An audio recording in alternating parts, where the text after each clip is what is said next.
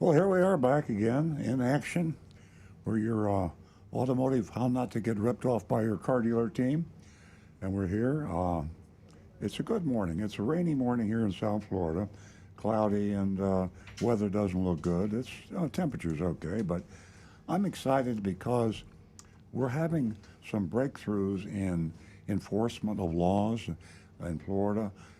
Possibly, people are reaching the stage now, and maybe even the regulators. The media is starting to stick their nose out. That's my excitement, really. Really exciting uh, investigative reporting done on some local South Florida car dealers doing what we've been talking about on the show for many years, but nobody seemed to care. So I think I'm seeing the worm turn a little bit. We hope so. Your support, I'm sure, has had a lot to do with this because websites are popping up and we're seeing a lot of social media conversation about the shabby treatment that car dealers are focusing on you, the car buyers. Prices have risen to an outrageous level. Profits for car dealers and manufacturers, although some will have you think that they're suffering a bit, they're not really. I mean, the prices are so high today. Uh, I mean, by a quantum leap, they've leaped forward with a low supply, high demand. The supply chain thing you hear about ad nauseum, it's always something going on to justify extraordinarily high car prices. So I think we've reached the point where we're going to say, I'm mad as hell and I'm not going to take it anymore. I think that's the attitude out there.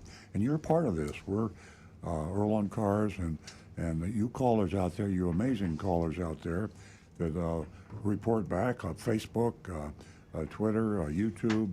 We're hearing from you more and more and more. And as I say, the resistance level is rising.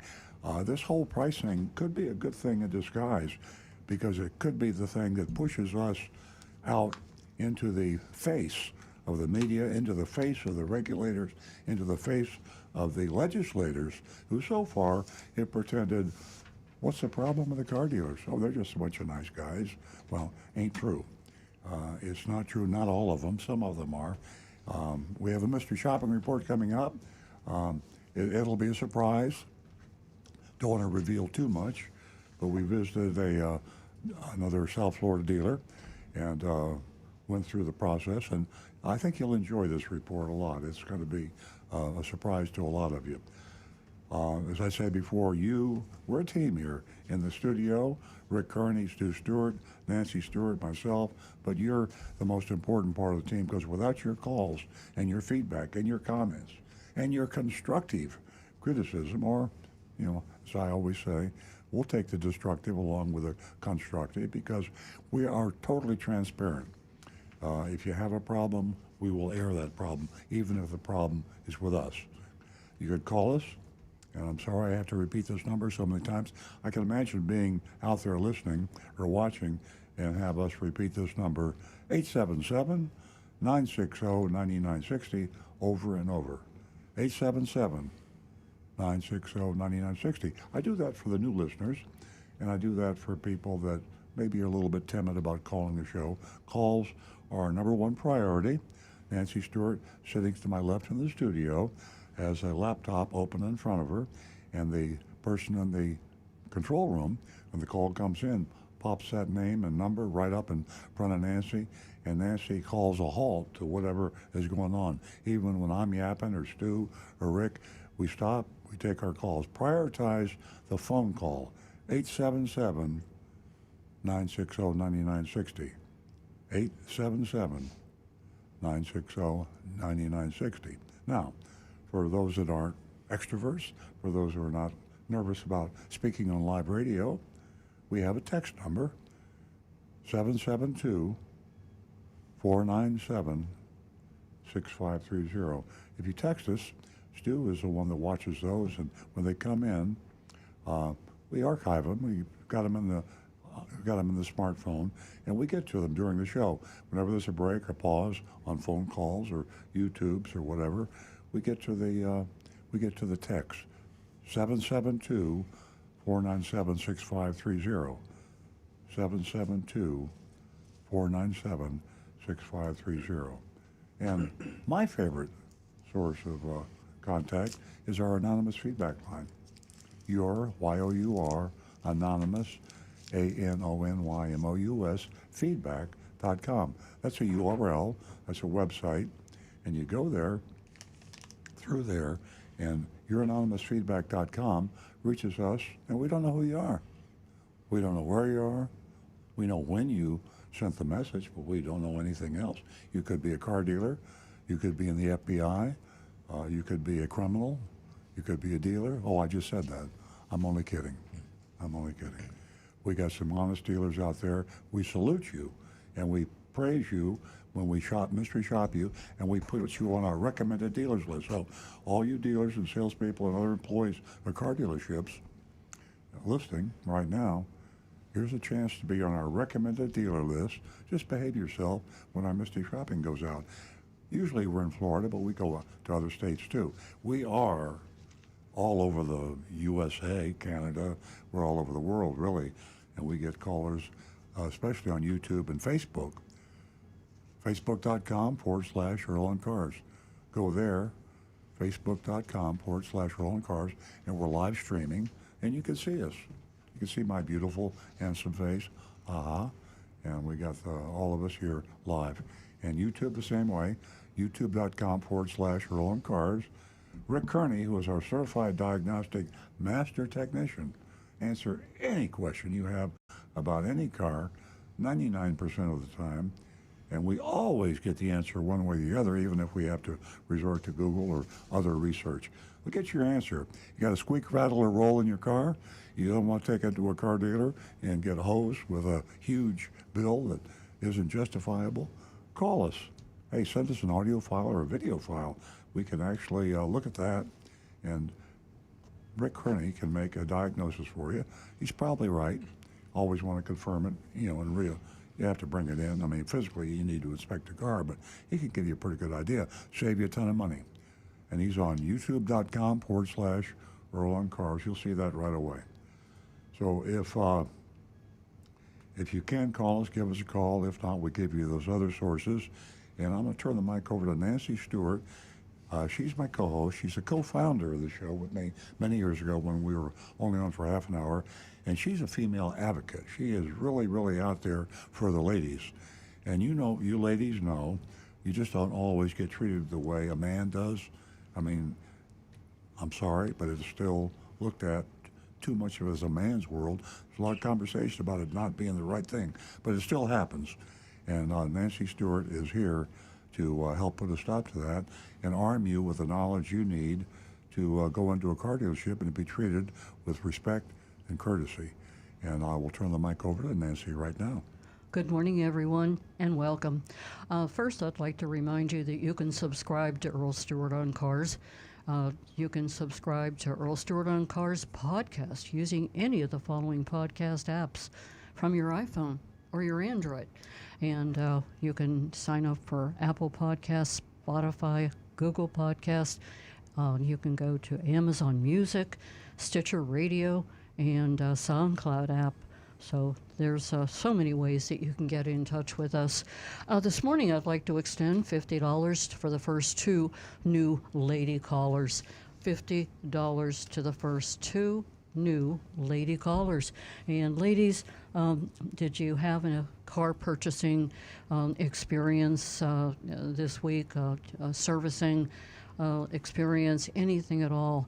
Did you learn something? Did you teach the salesperson something? I'd like you to share with us exactly, what your encounter was, and you can do so. And you can also win $50 for the first two new lady callers at 877-960-9960. Also, you can text us at 772-497-6530. And don't forget, youranonymousfeedback.com. Now back to the recovering car dealer. You covered the first-time caller, right? The first two new female callers? Oh, yes, she did. You did. And we can do that again. Well, I think the first two let's do it new again. Do it again. Female callers. You win yourself $50. And in the climate we're living in, that $50... Get you some gas. Well, it'll go a short way. Right. Yeah. And there's no strings attached. The reason I'm always hammering on that is because I think a lot of people, you see so much, you hear so much, you read so much about unrealistic offers. They always do that to get your attention, and then there's fine print, and it's not really true. So when we say $50 to the first two new female callers, there are no strings attached. There's no fine print. We just want you to call the show. You don't even have to say anything. We like you to say something. We like you to mention, what experiences you've had in the car buying or leasing world or car repairing world, but there are no strings. I would think that I think we'd have two new female callers right now. $50, ka-ching.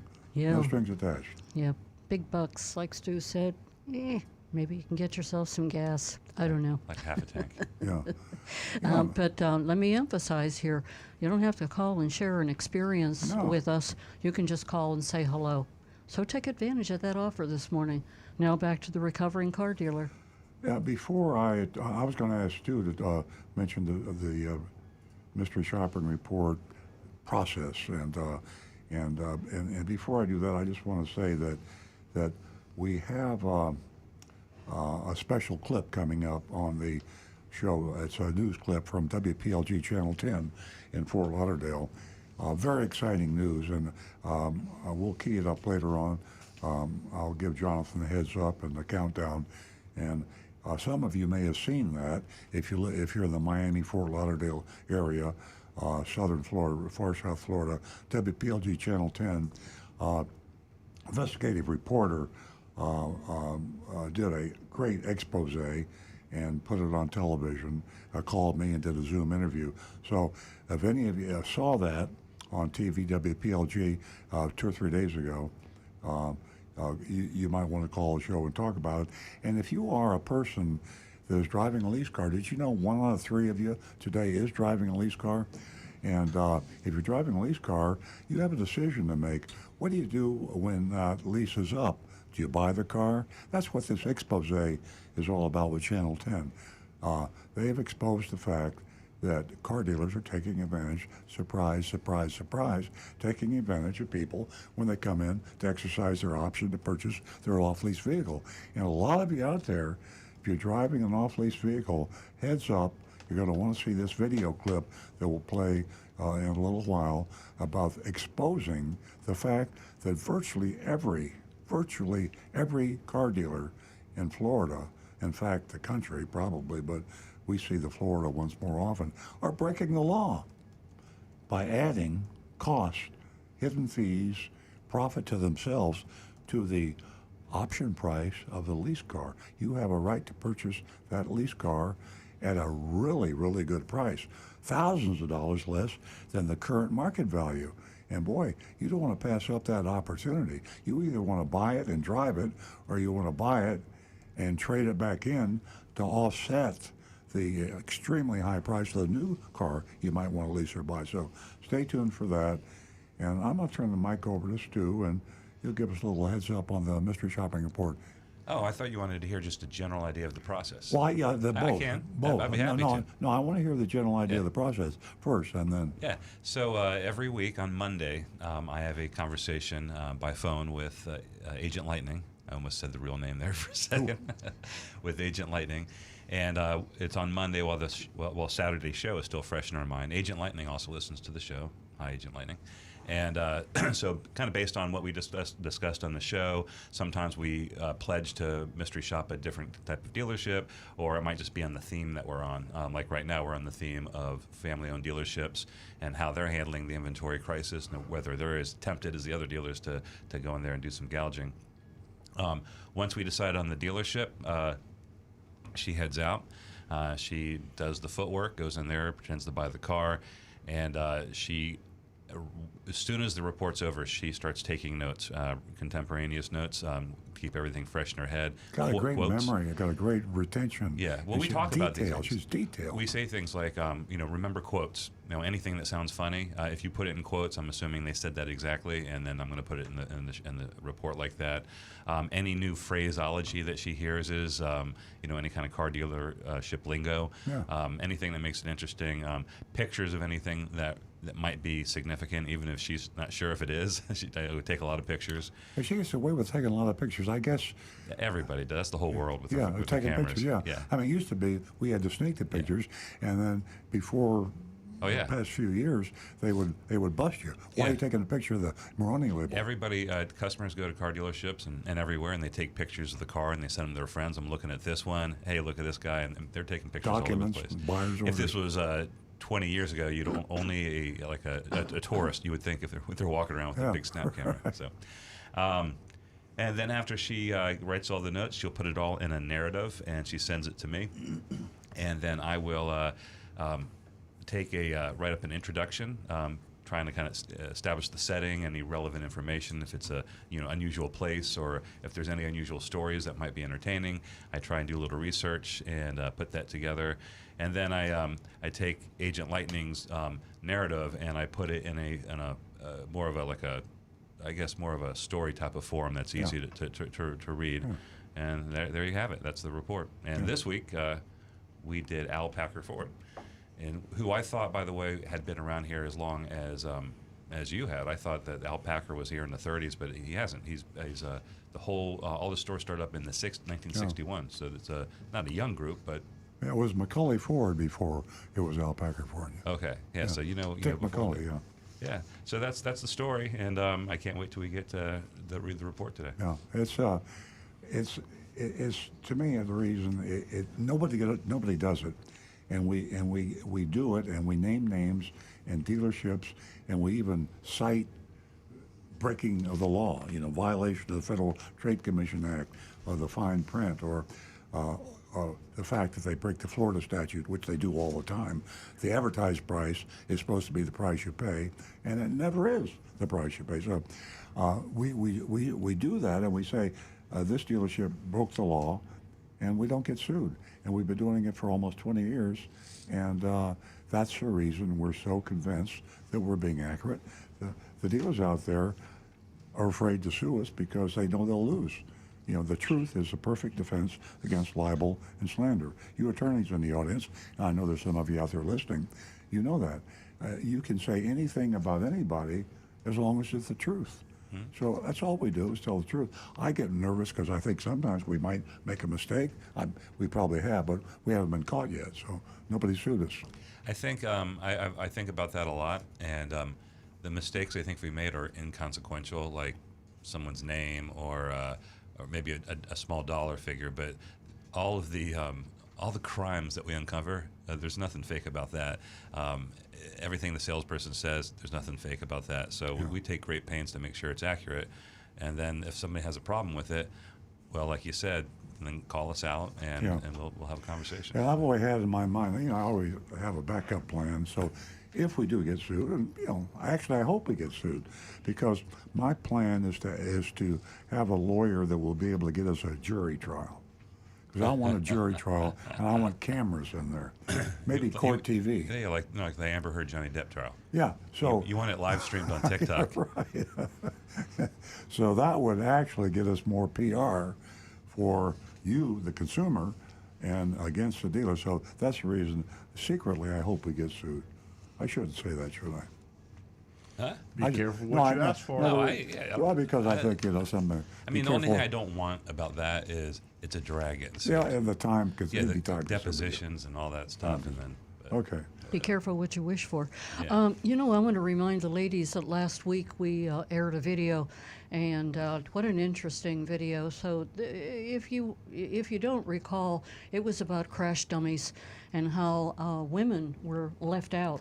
And ladies, if you need an idea to work with this morning, to call for the first time, of which you're going to win $50, 2 female callers. If you can wrap your head around this, like I said, women have not even been considered when it comes to testing these crash Yeah, they're dummies. 79% And more all likely to be injured because of that. You're stepping on me. Hey, so back to the statistics. I want to tell you that the chances of you being killed in that car as a passenger, killed in the car, is pretty high. And Earl, you were saying? Well, the injury is 79%. I think something like 17% or something like that more likely to die. But it's because these male crash dummies, I mean, it's a chauvinist world, male chauvinist. People think about people as being men, not men and women. And a woman, as you know, from a construction standpoint, not just smaller, but they're constructed differently. I mean, thank God for that. I love the fact that women are constructed differently. Yeah, but they also injure a lot more easily in a car that is designed for a man to drive and to make a man survive the crash. And what makes a man survive can be a negative thing for a woman. So you ladies out there, give us a call and tell us what you think about that. And communicate it to your legislators and say, what's going on?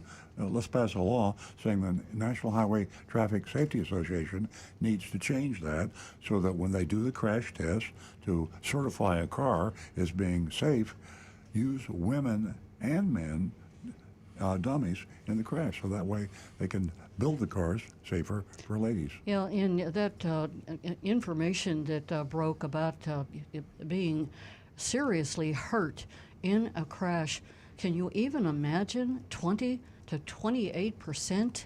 20 to 28% you could be killed. Oh. And why? I mean, there Greater risk than a man, yeah. I mean, it is just incredible statistics.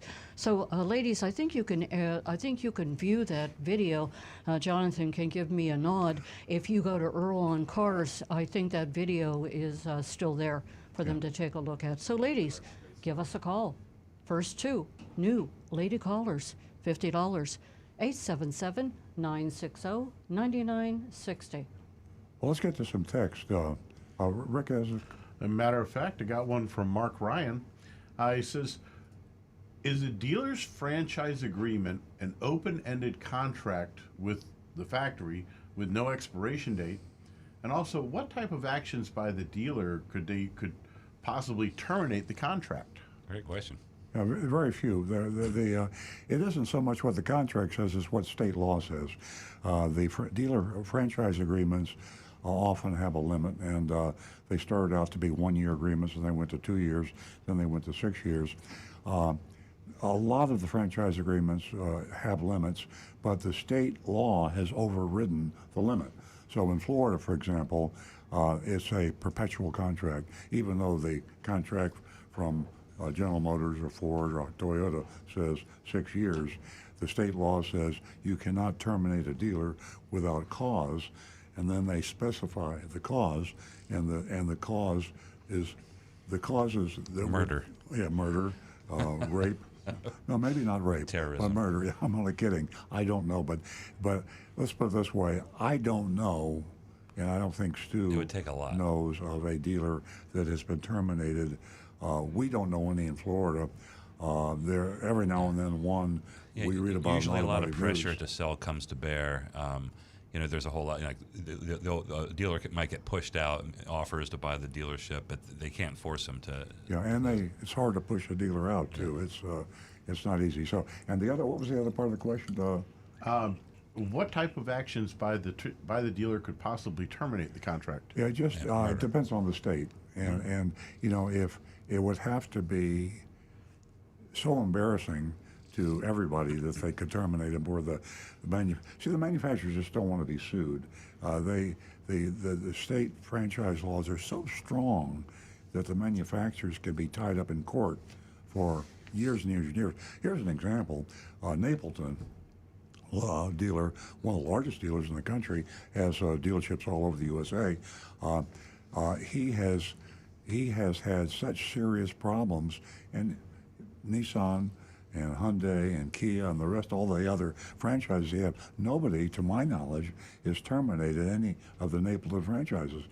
He has done some really outrageous things that have been a matter of reporting in the press, and they have not terminated. So it's almost unheard of today. That's the problem. The dealers are invulnerable, and therefore they feel like, what have I got to lose? The regulators are not going to come after me, and the factory, the manufacturer won't come after me.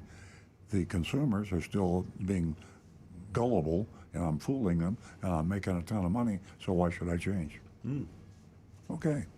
Any Okay, other- excuse me, but Jonathan just gave me the heads up, and he wanted to let me know that you can, as far as the video I was talking about on Crash Dummies, you can go to Earl Stewart on Cars, and you can still view that on Facebook Very good. page. Great. And we are going to go to the phones. Good. We have Dave Holding from Tequesta. Good morning, Dave. Morning. How's everybody? Great. What can we do My for you question this is- morning? Well, I have two, and one is I have a 2021 Toyota Tundra. I was wondering if that came from the factory with synthetic oil. And my other question was, when you order a car from your dealership, do you wait until you get like 50 cars and send the order in, or do you order it immediately? Well, we order the cars immediately. It takes a long time to get here. Yeah, I can tell you the process. The order goes into a bank that's just internal. Every 2 weeks, we get an allocation of cars from Toyota. They're a smaller one in the middle of the month and a big one at the month-end allocation, and that's based on how fast we're selling the cars in stock that we have, which aren't very many. So we get allocated cars. Basically, it's a list of cars that are about to be built. They haven't even been built yet. They have interim VIN numbers, so we can identify them and we can track them as they actually get to the point where they're built at the factory. We fill the oldest orders first, and we try and assign the VINs that we get from the allocation directly to customers, and the ones we don't, we will do, they're dealer trades, but we're trading VINs. Actually, we're trading preliminary VINs weeks before the car is actually built, so we get the right car for the customers. And the reason it takes a long time is, well, there's about 1,000 orders, and it takes time to chip away at that, and that's how it works. And David does have synthetic oil. All the cars today are requiring synthetic oil. Virtually, I have to throw virtually in there, but do you know any that aren't requiring synthetic Nope. oil? Yeah, it's pretty standard. They've been doing that for, what, 10 years now? At least, yeah. Yeah. Oh, okay. All right. Well, thank you very much. That was very interesting. Well, Thanks, guys. thanks for calling, Thank you, Dave. Dave. 877-960-9960.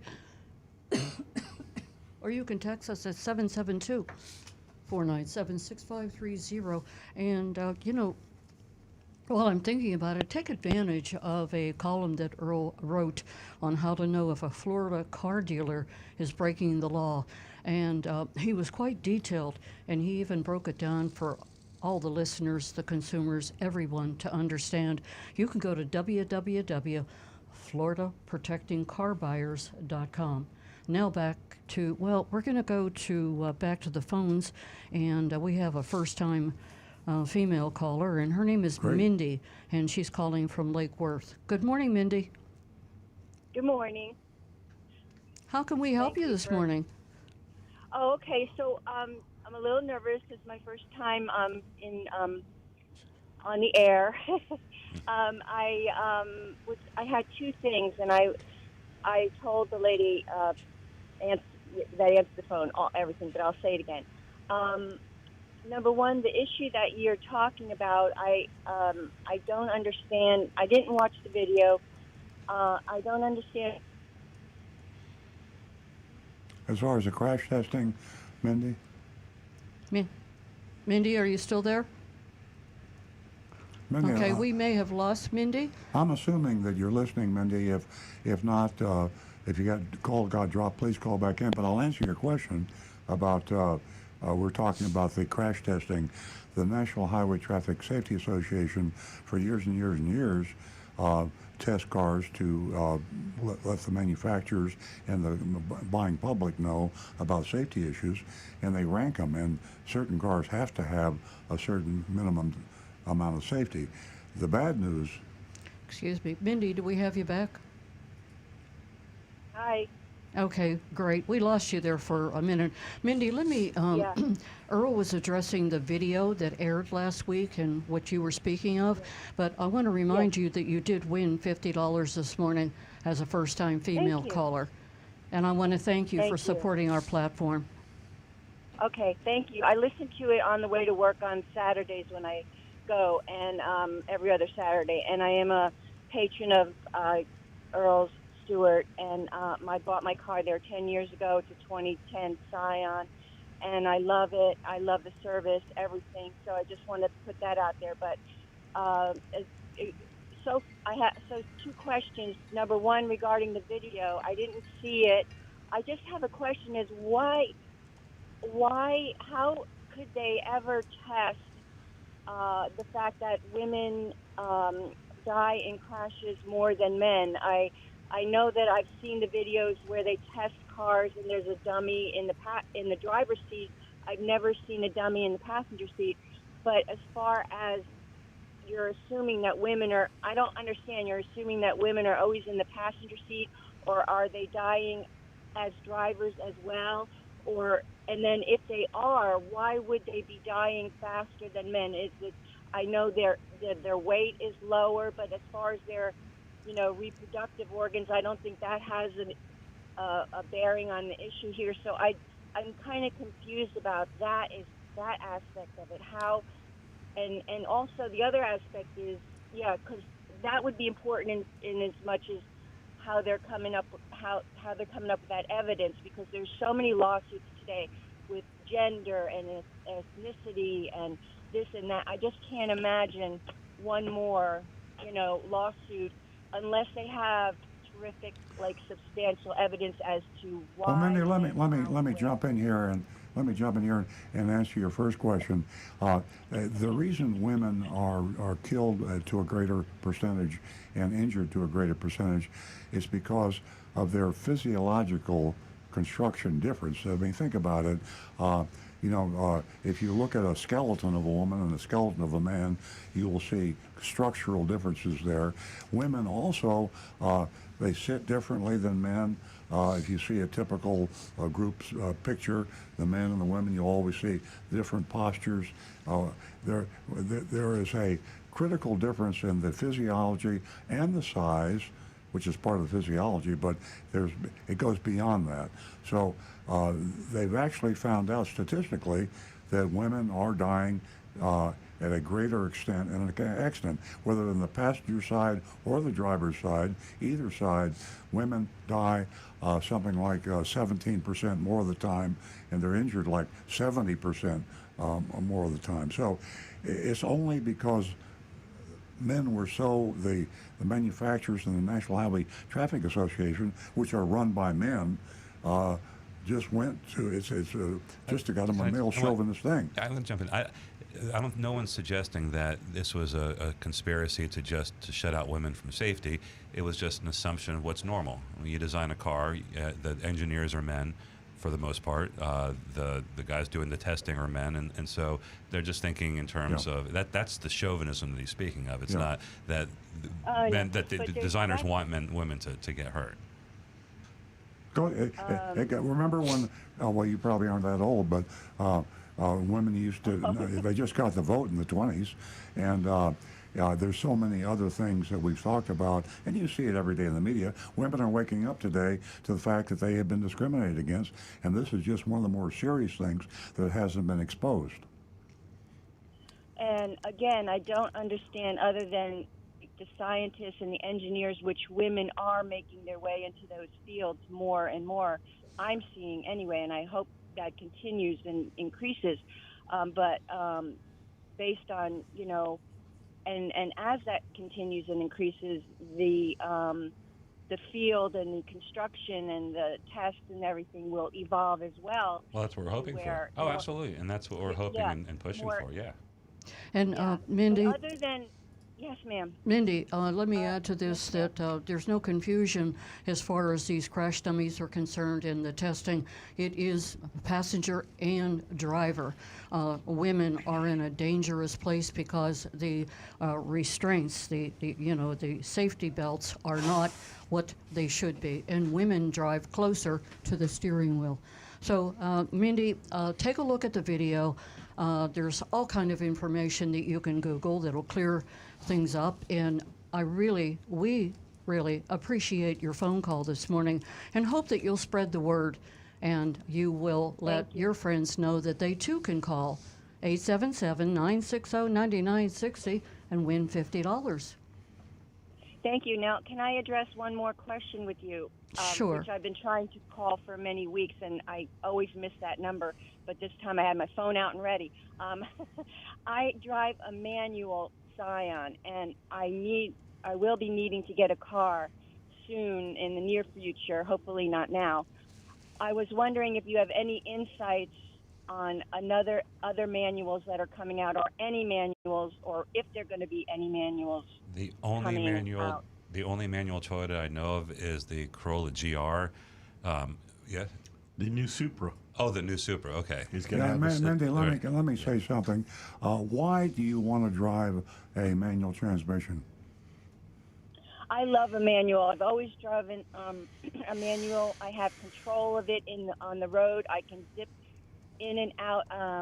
The gas mileage is great.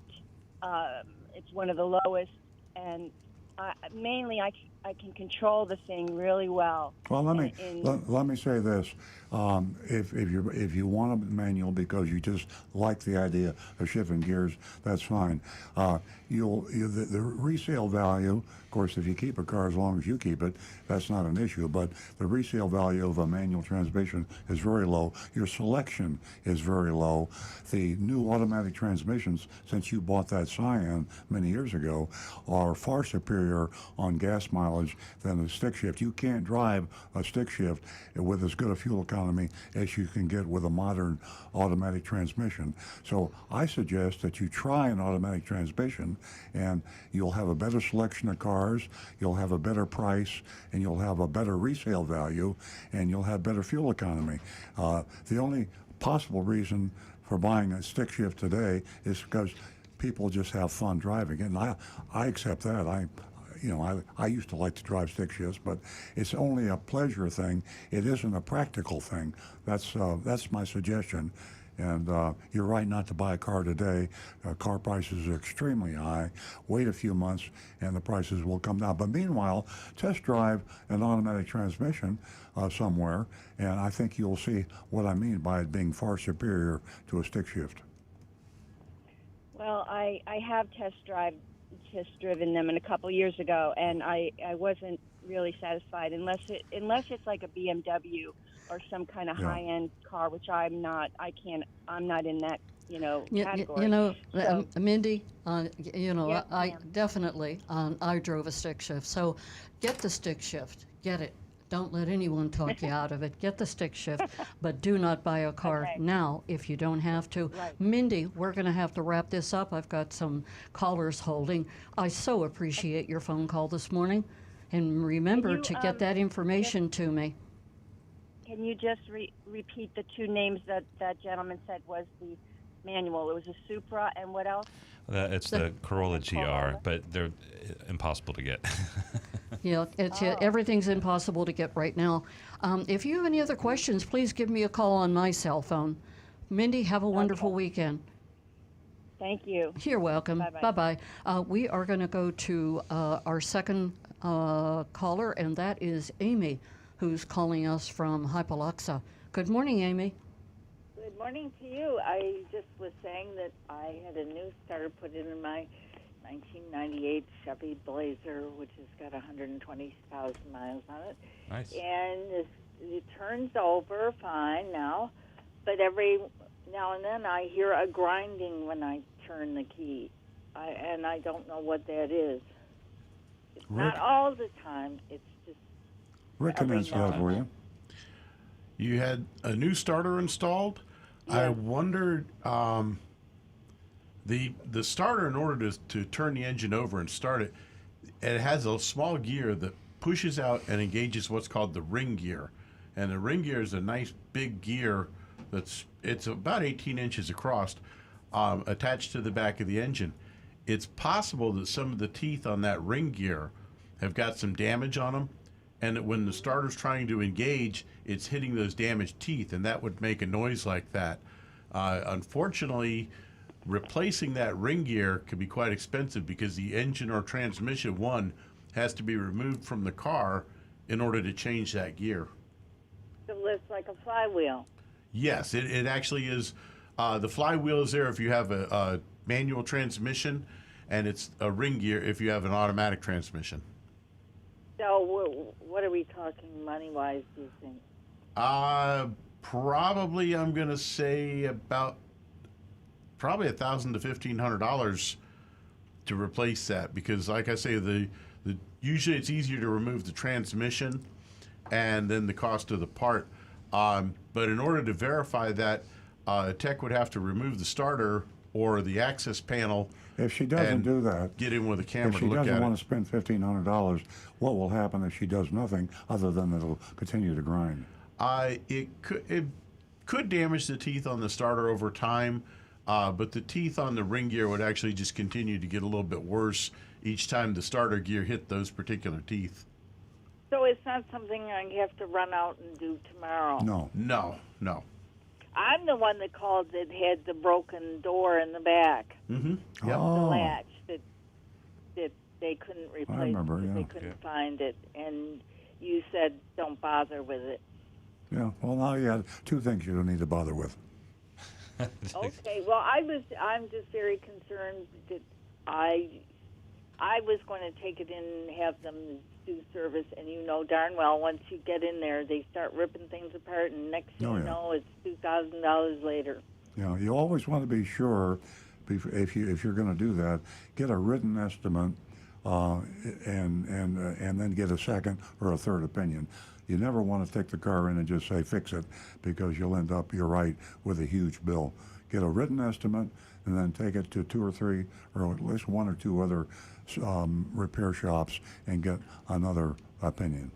Well, I'm at the stage where it's in 1998. I'm at the stage where I really need not be putting more money into No, you it. don't want to. And to buy a new car is silly. To buy a used car is silly. Yes. So I'm in between a rock and a hard place. Well, and you keep on trucking with what you're driving, and you keep your fingers crossed, and with a little bit of luck, you won't have any problems, and you won't have to spend thousands of dollars. Now's not a good time to have to spend a whole lot of money. No, it isn't. So you think I'll be okay then? I think you'll be okay. Yeah. Well, I appreciate your advice, and I'm glad I call you. I listen to your show every Saturday morning, and I have been. I drove Toyotas all my life, and I don't know why I bought this Chevy Blazer.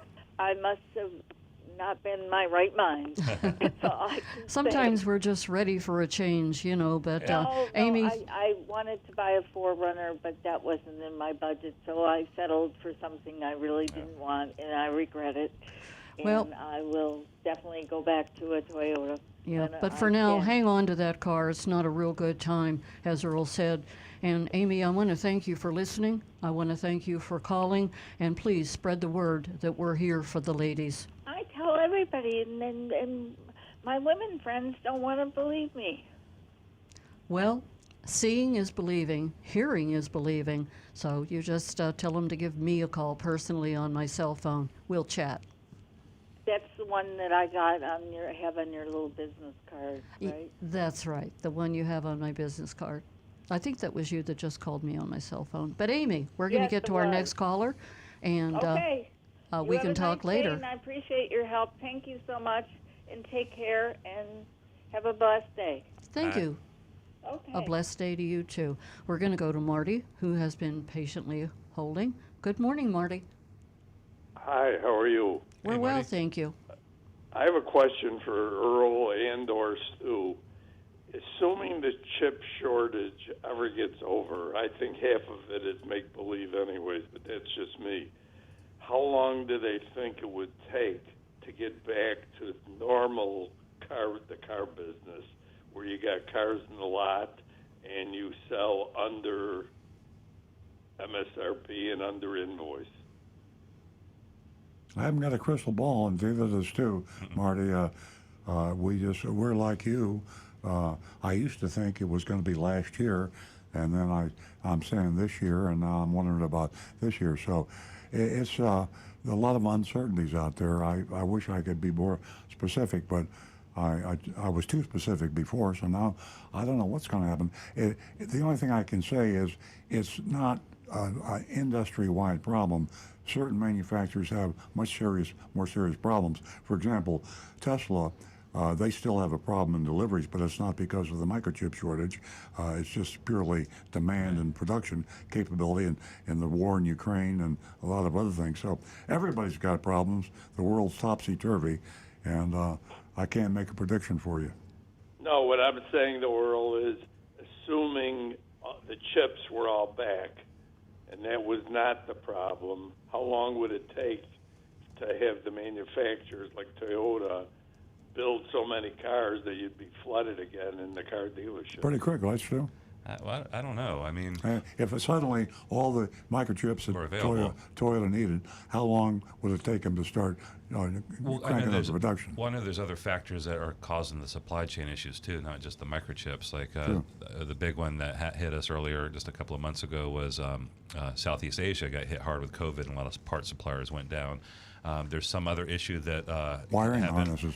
Yeah, and also, I'm looking now, but I do think that the war in Ukraine is impacting, and it might not just be Toyota, but yeah, there's a lot of things going on. But if there's a magically every microchip shortage and that was the only problem, I would think it would be pretty quick if they're just cars sitting around. But there's also a huge amount of demand that's pent up. So to fill those orders, I'd it'd take a few months probably. I think there are cars already built that weren't shipped because of the microchip. So I think it would probably be faster than you thought, because they'd be picking up the slack. There'd be cars sitting in a lot. They'd run out there, pop the microchips in, and I'm exaggerating a little bit, and ship the car. So if we had everything we needed in terms of rare earth elements, wiring harnesses, microchips, and all the other supply chain issues, if suddenly they dropped out of the sky onto the manufacturers, I think probably in 60 days it'd be life as normal again, but that's not going to happen. All right. I appreciate your opinion, so... We appreciate your conversation, Marty, and so much I put as... in an order at your place in March. Great. They told me 3 to 6 months, so I still got to wait. Yeah, definitely. Thanks so much, Marty. So much is surfacing. It's just the way it is today. It's the new normal. Thank you for your phone call. We love hearing from you every Saturday. Okay. We're going to go to Ann, who's been holding in Jupiter. Good morning, Ann. Good morning. How are you? Oh, great. Welcome. Good, thank you. Well, I had called in 2 weeks ago, and I want to thank you for my check. I got my check. Oh, you're quite welcome. Thank you for that, and it was extra because it was Mother's Day, so thank you for that. And you did say to follow up with you with my concern about my 2018 Hyundai Sonata. The paint is peeling off of the roof. Yes.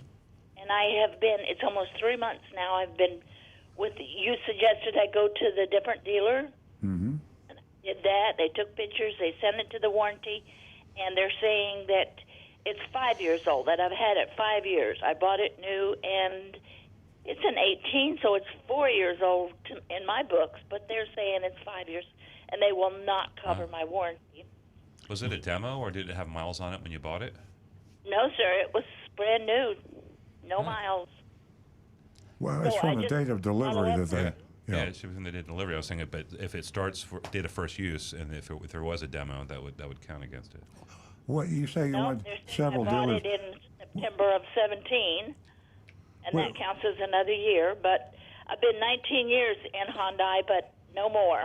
Which dealers did you go to, Ann? The one on North Lake. And did you try any other Hyundai dealers? Yeah. Yes, sir, I did. I I did. I went to the one in Stewart. Okay. And I also have been in touch with the manufacturer directly, and they've even told me no, they're not going to cover it. Yeah. So I said, well, then now for 19 years I've been happy with Hyundai, but not anymore. I'm going to a different car. Well, I'm sorry, Anna. You know, it was a bad business decision on Hyundai's part and the dealer's part. And right now we have thousands of people on the air listening to this, watching it, and it's just a bad rap for Hyundai. It's just not. It's not good business. You're only slightly out of warranty at best, and they should handle that under what they call goodwill. And just a darn shame.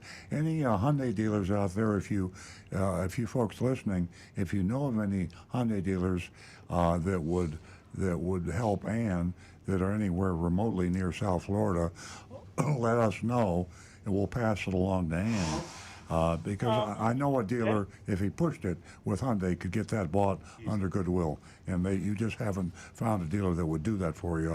I'm sorry. Well, thank you. And I've even had some. I'm starting to get estimates on my own, and it's too much. Yeah. I told Hyundai I'm going to ride around with it like this. Is this good advertisement for you? Exactly. They And you don't- calling the show, you know, it's amazing the number of people who are listening to this show right now, and that includes car dealers, salespeople, everybody. So there's nothing like free advertisement, and I'll tell you what, it travels like wildfire. And I'm so glad that you followed up on this issue that should have been taken care of. I think it should have been. Or at Absolutely. least help me with it. They could. I'm willing to, to give a little bit. Absolutely. Yeah, the $1,000 that they saved by not doing what they should have done for you is going to cost them probably over $100,000 in negative attitude and publicity for Hyundai and the local dealers. So it's a bad business decision and a bad decision for you too. And hopefully we'll hear from a Hyundai dealer somewhere, someone who knows a Hyundai dealer, and we can get back and give it another try for you. We'll see. Okay. Thank you, Mr. Stewart. And thank you for helping us expose all this negative publicity, and it's definitely going to help you and us.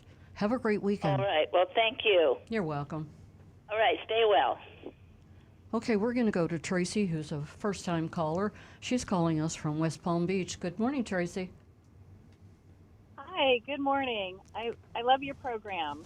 Oh, thank you. You've won yourself $50 this morning. That's really generous. Thank you so much. You're welcome. That's really, I have, my son had bought a truck. It was his first time going to a car dealership, not a buy here, pay here, but, a big car dealership. And he wanted to get the truck for $60,000, and he was going to leave over the five. They had it for 65, and he was going to leave over the 5,000. And then they finagled it, where he signed on a computer. There was no kind of bottom line paperwork. And then he just found out when he got his first bill a month later that they sold it to him for 65. Also, Wow. they said there is a 60-day return policy, because they're seeing that, it's not what they said it was. And then they called about that and said that is not correct. It's not Walmart. You can't return it.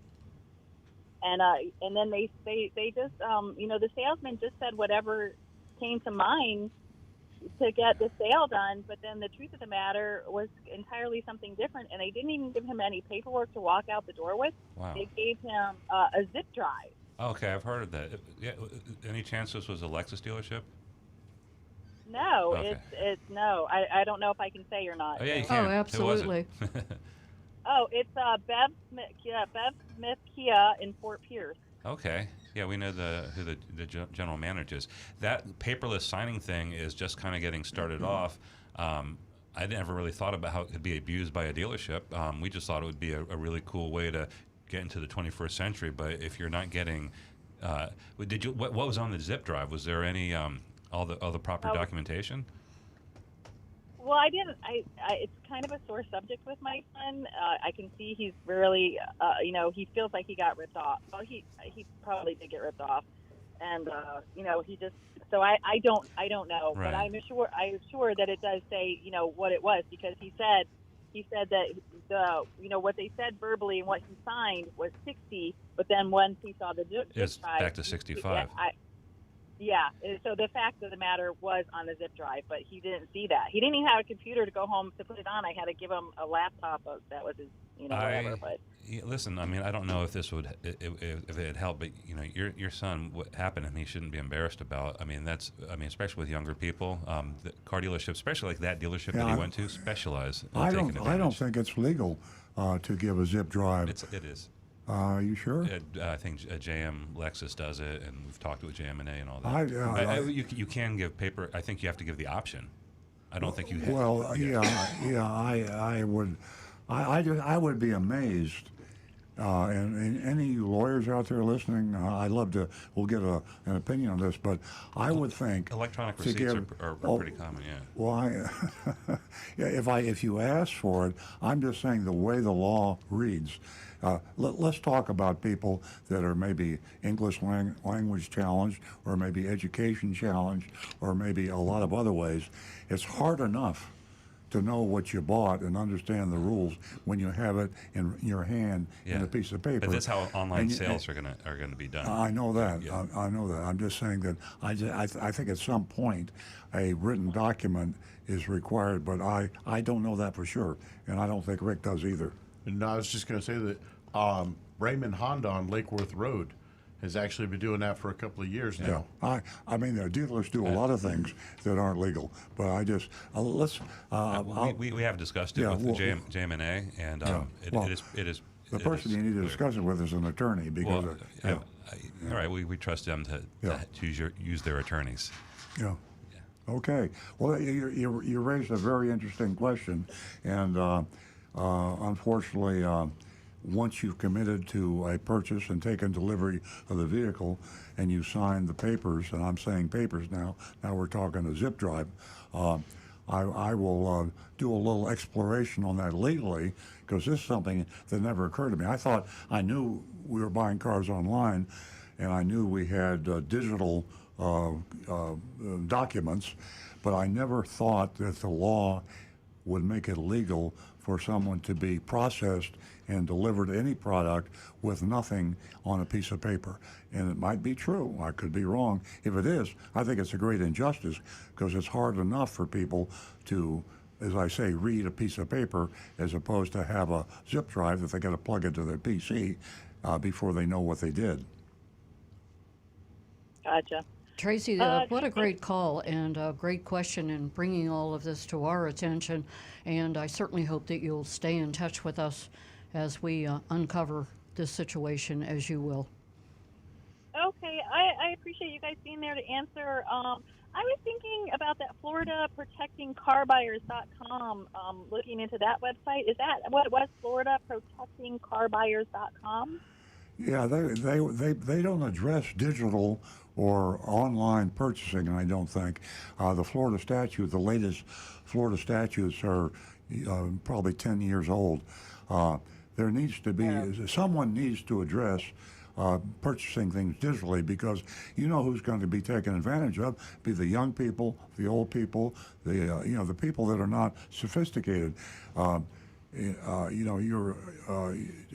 know Amazon has stores right now that you drive up to the store and you go in and you put the products you want to buy into a shopping cart, and you run it out of the store and you throw it into your car, and you never talk to a human being. You never have a piece of paper. You never see a credit card. So we're in a fast-track digital world that will exploit. I don't suggest Amazon would, but car dealers sure would. They would exploit that digitalization to their advantage. So you brought up a very interesting point, and we will pursue this, as Nancy said, and see what the bottom line is. We'll be talking to some lawyers. I will be calling the attorney for the Florida Automobile Dealers Association. His name is Alex Kirkin, and I'll see what he has to say about it. Then I'll talk to some other people too. But you asked a great question, Tracy. Thank you. Great. Yeah, this is great, Tracy. You really added to our show this morning, and Well, I wish it wasn't what happened. Honestly, I feel so bad for him. Yeah. Yeah, definitely. Okay, Tracy. Bye. Again, thank you, and please Have a stay in touch and enjoy that $50 that you won this morning. That's so nice. Thank you. Thank you. You're I'll welcome. give that to him. That'll make him feel a little better. Yeah, there you go. There you go. Bye, guys. Have a great weekend. Our number here is 877-960-9960, and you can text us at 772-497-6530. And you know, I haven't mentioned for a while, but to Earl's comment about this digital age that we're in, we're not moving into it, we are in it. Well, we really need some volunteers, not only for Earl's Vigilantes, but we need... I lost my hat. Oh, no. I need another hat. I don't know what I happened. got a box of them. Oh, good. I'm an investigator, as you know. Yeah. We'll uncover that Mm-hmm. that theft. Anyway, ladies and gentlemen, if you want to volunteer, you can help out certainly, and we need help with helping whomever. I used to say seniors, but it's everybody maneuvering their way around the computer, into this digital age. A lot of us are going to our PC to purchase a vehicle, to do many, many things. So you can volunteer, and you can go to Earl on Cars, and you can volunteer for Earl's Vigilantes, and you can help people in your neighborhood. You don't have to know how to take a vehicle, an engine apart. So there's two ways that you can help out, and you can go to Earl on Cars. We are going to go to Kurt, who's giving us a call from Virginia. Kurt? Oh, good. Good morning, Kurt. Hi, it's Burke in West by God, Virginia. How are you? Yeah. Oh, I forgot to mention that's right on my computer. Kurt from My God, Virginia. What can we do for you? My question really refers mostly to Rick, I think. It has to do with manufacturers' recommended maintenance schedules, and in particular for folks that drive between 5,000 and 7,000 miles per year on their cars, and cars that are beyond their warranty periods. For example, the manufacturer recommends oil changes every 6 months or 6,000 miles. Is it reasonable to stretch this to 8 or more months for synthetic oil changes? I'm also interested, or I'm thinking about using Blackstone Laboratories for an oil analysis to sample my next oil change, just to see a chemical analysis of my oil. $30 seems reasonable to check the overall functioning of my engine. I've actually never done or had done a chemical analysis on oil. I just never really saw the real need for it. But stretching the time a little bit, if you're going a couple of months over, 2 or 3, that's really not going to hurt anything. But I'd avoid going too much more than just a couple months beyond what your manufacturer says. The reason being that even just the natural moisture condensation in the air that gets into your engine can cause issues in there. So even on cars that don't get driven a whole lot, it still needs to follow the recommendations on how often to change the oil. Okay, and what about coolant and brake fluids? I use Phoenix Systems coolant and brake fluid test strips to have chemical or scientific proof of the quality of my coolant and brake fluid. What do you think? Again, I would just follow what the manufacturer says for its recommended interval changes. Most of them that I know of don't have a recommended maintenance for brake fluid. So using your test strips would definitely be a good idea there. That would certainly tell you when the water content of it has reached a critical point, or if the fluid is just getting too dirty and it's reaching a point when it might be detrimental to the system. It might start to allow the brake lines to corrode or something. Okay, Rick, I thank you for your answers. And one last question for Earl. When can I order your second book? Well, that's a good question. We're getting to the wrap up stage now. There's still a couple interviews and a few more chapters. We've got 10 chapters, and we'll probably have 3 or 4 more. And I would say by the end of the year. Outstanding. Thank you for your assistance. Thank you, Kurt. Enjoy your show from West by God, Virginia. All right. And Kurt is So going nice to be to a hear your real voice. page turner. It's going to be an amazing book, and it's going to be exciting. You won't be able to put it down. Redemptions of a Car Dealer. If you want to pick up Earl's Confessions of a Recovering Car Dealer, you can do so. You can just order it online. All proceeds go to Big Dog Ranch. All you. proceeds, if you didn't hear me, go to Big Dog Ranch. Yep. That was a There good you one. go. I like that one. And expecting a to that's part of the full moon thing. Oh, yeah. And also to Tracy, who we were speaking to earlier. I'm going to repeat that website for you: www.floridalawprotectingcarbuyers.com. And I'll repeat that as we go through the show. It's only 9:06 right now. That will come in handy for you and what you want to do. We're going to go to John, who's been holding in Palm City. Good morning, John. Good morning to everyone. Hey, John. The topic came up about manufacturers revoting franchise of dealerships. It seems like it, especially in Florida, some of it lies in the hands of the Attorney General. But it seems like a no-no completely because of the lawsuits, especially a certain lawyer. He's right here in Stewart. He sued Anheuser-Busch. He's the only one that successfully won a case with them from a franchise in Orlando. He sued Coca-Cola, and he sued the largest second largest funeral chain in the United States, and he won with them. So it seems like they're hesitant. The case will be in court. It'll cost a lot of money. It's not worth them here in Florida, especially, with past history that we had. But yet a state like New York just currently now successfully sued 3 used car dealers in Woodside, New York, Luxury Motors, World Auto, and Automania, and sued them tremendously. They had 10,000 violations, you name it, for everything that we discussed at this show, violations, especially with the Hispanic market, abusing the people, taking care of it. It's a large settlement. There's 16 consumer complaints against them, and it'll probably succeed because look at the history in New York. General Motors was not hesitant to take the franchise away from Vic Potemkin of Miami, the Cadillac dealership, and gave it to Roger Penske. They revoked it from Pontiac dealer on Long Island. It seems like it depends a lot upon the state, and they seem to. Well, in New York City, you got the New York City Consumer Protection Law, which they go by that, and they succeed just using that law alone.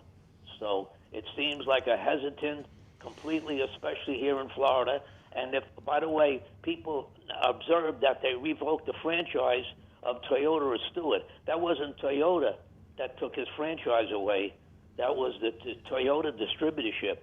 And then for some reason, it seems like the person that bought that dealership even got rewarded later on, and they gave him a Lexus dealership. So That's right. I don't know what the politics that's involved in there, but that revoking of the franchise was not done by Toyota, the manufacturer. It was done by the Toyota distributor. So I just thought I'd mention that there's a no-no of manufacturers going against individuals like Napleton. You're right. You're right. It's a sad thing because if they're not going to terminate Napleton, they're not going to terminate anybody, and that's probably the truth. It's manufacturers are helpless because of the state franchise laws.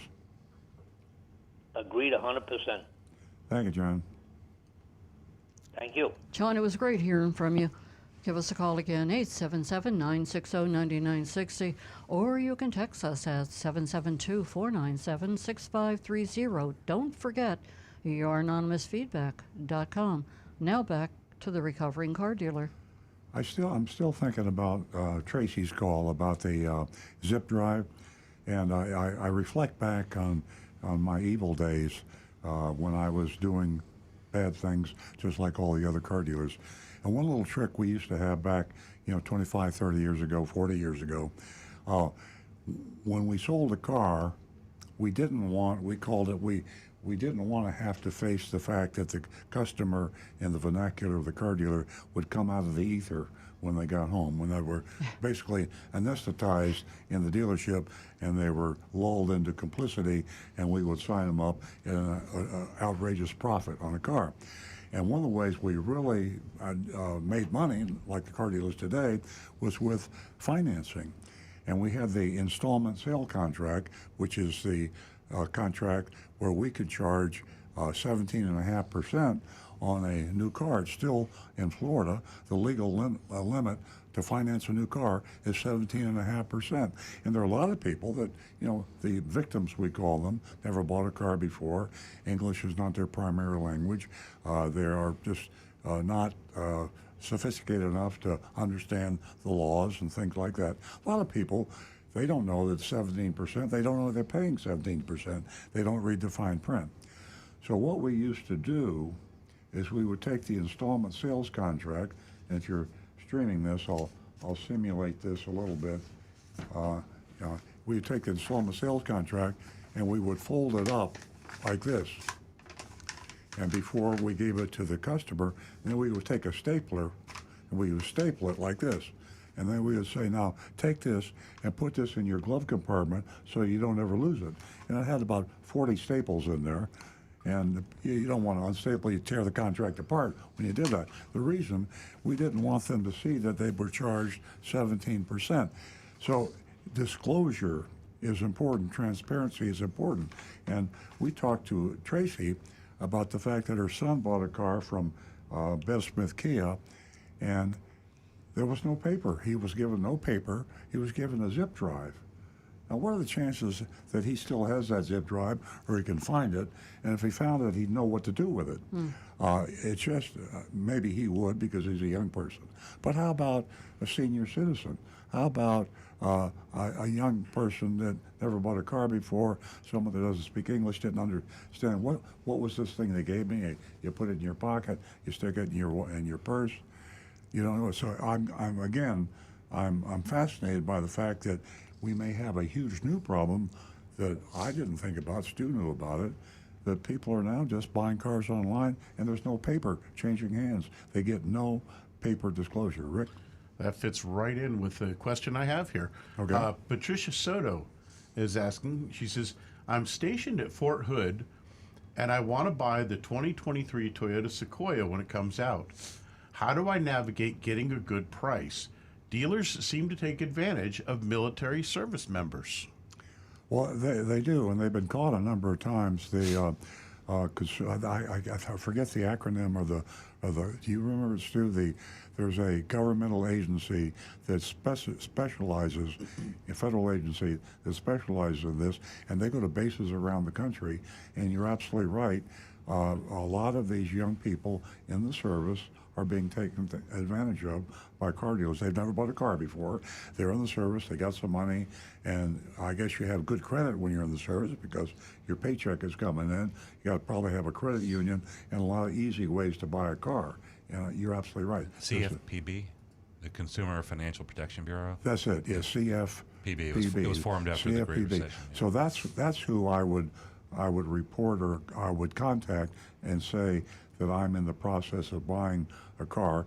Go online to the CFPB, and they will probably give you some guidance as to. However, if you're looking to buy a new Sequoia now, everybody's going to get overcharged for that. Oh yeah, oh, sure, yeah. So now is not the time for you to buy that Sequoia when it comes out. Exactly. Okay. Okay, we are going to go to John, and he's calling us from Stewart. Good morning, John. Good morning. Welcome. What can we do for you? Well, I have a 2003 Mercedes-Benz C230 compressor, and it's causing me a bunch of problems. So my guy next door to me, he's assistant service manager, And so I started up, and he listened to it. He said, no, he said, because it wasn't taking gas, and that's just kind of weak. And he said, that's a coil. That's a coil. So I said, okay. He said, so, but you need to go somewhere and have them check it out. Well, I thought, instead of doing that, I just put in all new coils. So I got out the coil packs, and I put it in, and I started it up, and it ran really good. I went out on it wasn't idling perfectly, but I rode it, drove a little bit, took it out on the highway, got up to some speed two or three times, came back, and I said, well, I've got to put some gas in it, some good gas. So I went to a mobile, put in the 93. I drove it about a mile, and it starts jumping again. So I don't know what's going on with it. I was wondering if Rick might know. But one other caveat is, so I let it set for 2 days because I got an appointment. I was going to put it on a computer and see what he thinks is wrong with it or what the computer says. But now it's running really good, except for it just wants to idle a little bit low. So it's got a rough idle. So I Googled it and said it could be a EGR, exhaust. The exhaust gas recirculation valve. Yeah, that's it. Yeah. So what do you think? First question, when you put the coils in it, did you put in new spark plugs? I did. Yes, sir, I did. Okay. Still possible you might have some carbon buildup in there. What happens when you're not getting a good complete burn in the engine, it'll leave carbon deposits, and sometimes those can foul out the spark plugs, or too much fuel getting in and not getting burned properly can foul the spark plugs. But the new plugs usually will take care of that. The low idle and slightly rough idle, quite often that's caused by a dirty throttle plate. I would have the throttle body serviced and cleaned properly, and try that first before you start putting any other parts on it just yet. But if they have a chance you can get it on a scan tool, that would be a good way to tell if you've got a misfire on just one cylinder or multiple cylinders, or see what's going on there. Okay, I think I did, because I had to take it to the same guy before. He's really good here in Stewart, a local guy. His computer takes and goes into the one in Germany, and so he can tell me exactly, because I took it at another place and they threw parts on it. This was a previous situation I had with it. So he put in the two different fuel pumps, they put in the fuel filter, they put in everything in the world, and all it was a sensor, an oxygen sensor. And I put in like almost $2,000 to get all that stuff done. They just threw parts at it, and I don't want anybody to do that, so I'm going to take it to this guy here. Yeah, definitely, because just throwing parts at a car is a very bad idea. You want to try to have them find out what's actually causing the issue. Okay, yeah, because this guy, and I'll just give him a little plug. His name, it's Ryan from Church Street Automotive down in Stewart, and he's really an honest guy, and he knows what he's doing. The other guys didn't, so I'll take him there and let you know what's going on then, buddy. But it could be, you said, like the throttle plate? Yes. That's one I see quite often, because carbon buildup on that throttle plate, it starts to block off the air passage, and you don't get enough air getting into the engine, and that'll cause it to give a low idle. Okay. All right, buddy. Thanks a lot, guys. Appreciate your show. Thank you so Anytime. much, John. We are going to stay with the phones, and we're going to talk to Douglas from Wellington. Good morning, Douglas. Hi, good morning. Welcome. Thank you. What can we do for you this morning? I've been reading Earl's articles in the Florida Weekly off and on for several years, and I've always found them very enlightening and very informative. Thank you. And the basic premise that I take away from some of the articles about buying a new car is out the door price, and then all the things about the add-ons that they add and stuff, which the average person like me wouldn't even think of.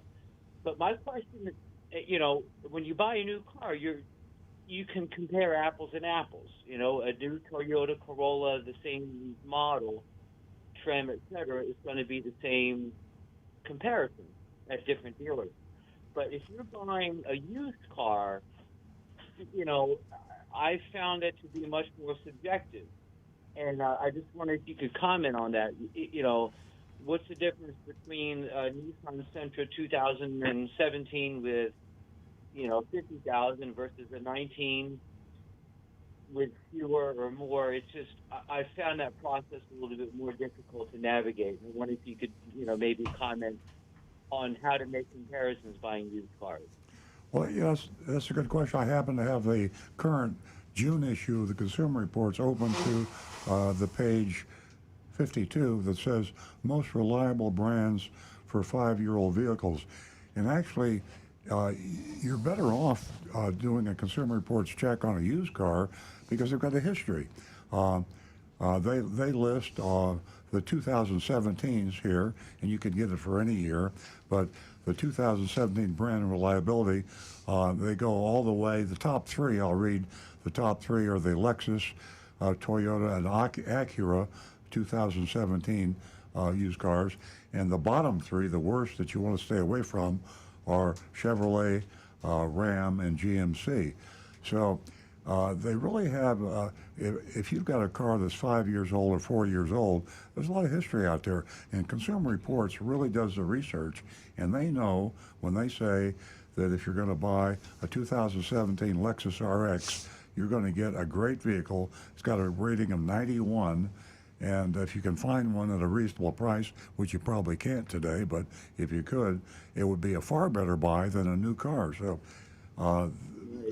Consumer Reports, they have great information on used cars. No, I have used those, but the Consumer Reports, but when actually going out to hit the streets and going to a couple of different car dealers. Yeah. I mean, everybody's inventory varies because it's used cars. It's not like they can order a brand new one from the factory and you're getting the same comparison between this dealership and that dealership. Mm-hmm. So it's really hard to know if I'm getting a good deal, and I could, no pun intended, spin my wheels running around to 10 different dealerships and finding. Hey, this is Stuart. Fairly similar. Do you have a computer or smartphone? Yeah. Probably the best thing to do is just, it saves you a lot of time, is search online and start off at like a clearinghouse site like autotrader.com for the used cars, and then I would narrow it down to dealerships. I don't know if Earl's would agree with me on this, but you also have private sellers out there, small lots. There's also lots of crap. To kind of just weed out some of the most the worst possibilities, narrow it down to reputable dealerships, and look online. That saves you the shoe leather of running around town. And then there's other online sources that you can use just to get the pricing, to make sure you're in the ballpark. Everything's ranges, but look at Kelley Blue Book, what their fair value is, and there's some other sources. Those are not written in stone, but at least you're in the ballpark. And the gold standard is to have the car checked by your own mechanic. Pay him $100, $150. Have him go over the car carefully, and get your Carfax report. If you get a Carfax report and have your own mechanic check the car, no one's going to pull the wool over your eyes. Either the car's right or it's not right, and that's the final test, the acid test. Mm-hmm. One other thing you can do is stop in at the dealership for that particular car and ask the service department if they will run a national history for the service report to see what maintenance and repairs have been done on the car. Mm-hmm. What about buying? What about car? What's your take on CarMax and off lease only? CarMax is a great place to buy a used car. Carfax is where you want to check the car you bought at CarMax on Carfax. And off lease only, look over the car extremely carefully, because as a technician, I have seen a lot of people come in with relatively new cars that were totaled in accidents and then rebuilt and sold by off lease only. Mm-hmm. Yeah, I've heard that, but wouldn't those accidents show up on the Carfax report? Normally they will, normally, and sometimes they just slip by because sometimes, say your car gets damaged in an accident, and instead of going through your insurance company, you simply go to a body shop and have it repaired yourself. It never makes it to Carfax. They don't know about it. Right, exactly. I know I'm trying to. Here's another question. What about, buying from a private dealer or private individuals, like on OfferUp or Nextdoor or Craigslist or whatever? You have so few protections when you Not do a good that. idea. Don't do it. Don't buy from a private individual. It's more problem than it's worth, unless it's your brother, a friend, a someone good you know friend. and Yeah, trust, but if you don't know the guy or the gal, don't buy a car from him. Mm-hmm. Yeah, like last month we did. Found something, and a woman was saying that she had it for $2,000, whatever the car was, and then once he expressed interest, she did the old scam about, oh, well, I'm in the military up in Fort Belvedere, Virginia, but if you send $2,000 here, they'll ship it directly to you. The whole runaround. Yeah. Okay. Well, that's Stu gave you the right idea.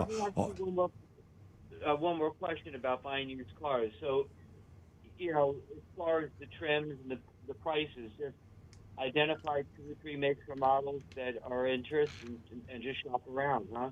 Yeah, get your consumer reports. Get the June issue, the current issue, and I started looking for Lexus, Toyota, Acura, Infiniti, Mercedes-Benz. Those are all the top ones. Stay away from Hyundai, Jeep, Chevrolet, Ram, and GMC. And you just start out with the good ones and find one that's got a high rating, and then have your mechanic check it out. Carfax report. Bada bing, you're going to pay a lot of money today because used cars are very high priced, but you won't get a lemon if you go through that process. And how about, and again, tell me a little bit more about Auto Trader, if you could. It's a used car listing site. It's used by dealers. It's used by independent Every lots. dealer in the world is on Auto Trader. Yeah. You have a huge selection. Yeah. You go by zip code, and you put in your zip code, how far away do you want to travel, and you get the good, the bad, and the ugly. The problem is you're basically getting virtually every used car that's for sale anywhere is on Auto Trader, autotrader.com. But that is the good, the bad, and the ugly. You got to narrow it down, refine it, as I said before. Yeah. With your you can refine it to dealers only, and also change the miles. You want to look at 10 miles, 20 miles, 100 miles, or no limit. Douglas, it is a pleasure to speak to you. We wish you good luck. And, you have so many options right there in your home, right in front of that PC. The world is yours. Thank you so much for your phone call. There's too many options. Thank you very much. Yeah, it can be confusing. Thank you so much. Thank you. Okay, we need to get this video clip, and I have to give a heads up first on this, but we have a video clip on the WPLG, Channel 10 in Fort Lauderdale, expose. Investigative reporter Jeff Weinseer did an amazing job. Jeff Weinseer, the investigative reporter for Channel 10 in Fort Lauderdale, WPLG. And there's some lawsuits going on. We got 2 lawyers, Jonathan Kane, Joshua Fagan, and they're going after 20 or 30 dealers for taking advantage of customers trying to buy their leases back. You have an option to buy if you have a lease car. 1 out of 3 cars on the road right now are lease cars. You have an option on your lease car to buy it. That price is really good, thousands of dollars below market. You should exercise that option, and you should avoid being taken advantage of because dealers are adding hidden fees, profits, and everything else they can think of on top of your purchase option price. This is illegal. So we're going to go to our video. 5, 4, 3, 1, fire. You should not be charged any dealer fees when buying out your car lease. That's been the focus of 2 recent Local 10 News investigations. But despite the laws in place and consumers trying to fight back, complaints continue to come in. And tonight, some state lawmakers say it has to stop. Local 10 investigator Jeff Weinseer is back on the case. I'd like to see the consumer not get screwed. State Representative Dan Daly talking about consumers like Adonai De Silva, who claims he's unexpectedly being charged close to $1,500 in dealer fees to buy out his current lease, even though his contract clearly says he'd pay zero in fees if he purchased his SUV. It's in writing. Right. It's on paper. And they were able to tell you point blank, we're not going to honor this. That was exactly their words. I just give it back. Stefano Daniello was hit with $2,500 in dealer fees, but showed a manager at a Lexus dealership a previous story we did showing those undisclosed fees were not allowed. All the fees gone. All the fees gone. It's mind-boggling how much dealerships completely disregard what they are allowed to do and what the law requires of them. Attorney Joshua Fagan has or is about to file a demand for arbitration against 25 different dealerships. He says he can't sue because of an arbitration clause in the contracts, but even so, it could be quite a hefty burden on the dealership. Those dealerships are charging dealer fees or forcing consumers to certify their lease buyouts, which also adds a cost. The dealership has no obligation to make any sort of inspection of the vehicle, do any sort of inspection, nor certify that it's roadworthy at the end of the day. Fagan says there is federal law. The Consumer Leasing Act clearly states all fees charged on the back end must be disclosed in the contract at the beginning. After we first exposed this issue in March, some consumers challenged past fees. A few dealers have made refunds. Unfortunately, there's still consumers that are being taken advantage of to this day. On top of a $992 dealer fee, the Coral Springs Auto Mall charges its customers a $449 electronic filing fee to the state. What does that cost you as a dealer? Well, it cost me $10. $8, $9, $10. Only $10? Earl Stewart has been a dealer since 1968. He owns Earl Stewart Toyota in northern Palm Beach County, and he's the only dealer who would talk to us. He charges no fees, and he has the same questions we do. Yes, why is this malpractice of dealers going so largely ignored? I salute Channel 10 WPLG for bringing this out. I can't remember the last time I've seen a state attorney general go after a car dealer. I think that there are different state agencies that are passing the buck to each other and not really trying to get down to the bottom of how we solve an issue like this. State Senator Lauren Book was vice chairman of Regulated Industries last year, and she too wants to know which state agency enforces this. The system that is in place isn't working. We've got to make sure that the consumer, again, is being cared for. And so if that means we have to craft other policies to make sure that that is the case, then we do that. The first time that we can actually file legislation on this would be in March. A spokesperson for Florida Attorney General Ashley Moody says 40 complaints relating to lease buyouts have been received. They're investigating to see if they fall under deceptive and unfair trade practices. For consumers today, all of that means nothing. I feel very disrespected by them. Very, very disrespected. Jeff Weinseer, Local 10 News. Well, the chief operating officer of the Coral Springs Auto Mall refused comment, and the Florida Automobile Dealers Association represents more than 1,000 dealerships statewide and provides legislative representation as well. Local 10 News reached out for comment on this issue, and so far, we have not heard back. Wow. That was very refreshing, and I have the contact information of the two attorneys that were mentioned, Jonathan Kane and Joshua Fagan. They're both in the Fort Lauderdale area. So if you need to contact these attorneys, they are going after these dealers based on the Consumer Leasing Act. The Consumer Leasing Act is by the enacted in 1976 by the Federal Trade Commission. And the Consumer Leasing Act simply says you cannot modify the purchase option price unless it's disclosed in writing in your lease. If the price you're given to purchase your lease car for is given to you, the dealer or the leasing company or no one can modify that price. They have to honor the purchase option price in your lease. They can't add a dealer fee. All the dealers in South Florida are adding dealer fees, electronic filing fees, certification fees, and anything else they want, and they're violating a federal law. So, finally, and kudos to Channel 10, Jeff Weinseer, and WPLG for having the nerve to do this. They're going to lose some advertising because of this. Matter of fact, the owner of the Coconut Creek Auto Mall called up Jeff Weinseer and made some rather implied threats about him not going after car dealers for what they're doing. So I really salute WPLG, Channel 10. I wish some of the TV channels in Palm Beach County and Martin County and some other areas would have the nerve that Channel 10 did to go after this obvious violation of the law. So if you need the number for Jonathan Kane, I'll give it to it quickly. We have to get to the mystery shopping report pretty quickly, but Jonathan Kane's direct line is area code 954-523-5123. Jonathan Kane, attorney, 954-523-5123, and Joshua Fagan, F-E-Y-G-E-N, 954-697-0357. Joshua Fagan, attorney. They'll go after these dealers on the Consumer Leasing Act for adding fees to your purchase option. Joshua Fagan, area code 954-697-0357. 954-697-0357.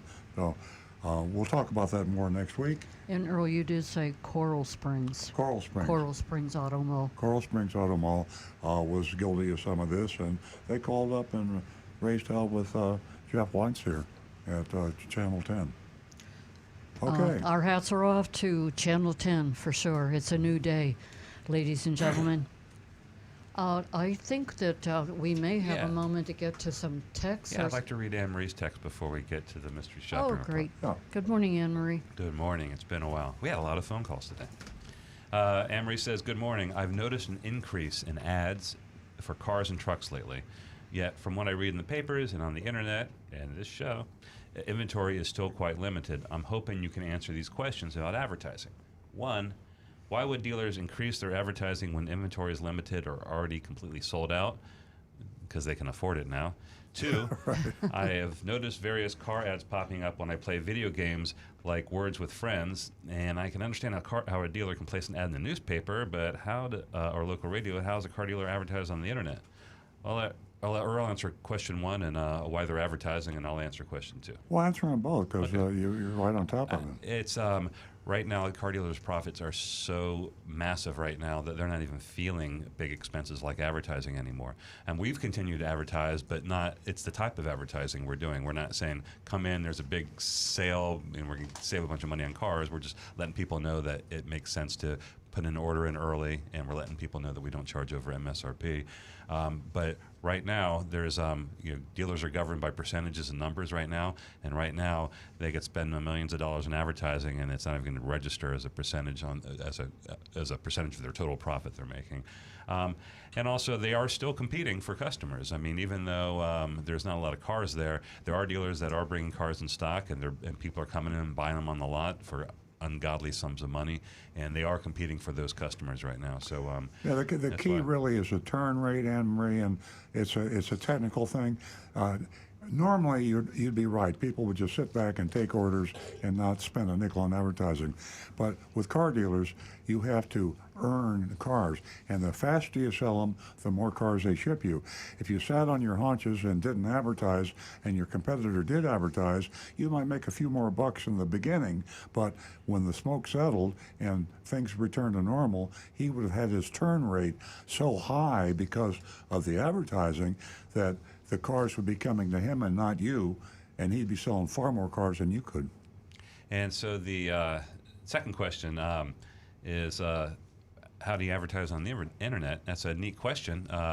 So we advertise on the internet. We have a Google ad account, and we also have a Facebook ad account, and there might be some others. When you have a Google ad account, businesses can bid on pay for search terms, and you pay money when a customer or somebody on the internet clicks on your ad on the internet. But it also goes into the Google ad network, so it appears on things they call it display. So if you're on an app, maybe reading the news on a CNN app, you'll see an ad for a car dealer. That's part of the Google ad network. Yeah, I'm talking about geofencing and. Oh yeah. And then also, but that also goes to video games. So and there's, if you've seen if you stream any TV or you stream anything, YouTube, that's called pre-roll, and it's really cool. There's a lot of targeting that you can do with it. You can select like a specific geographical area. You can select a dealership.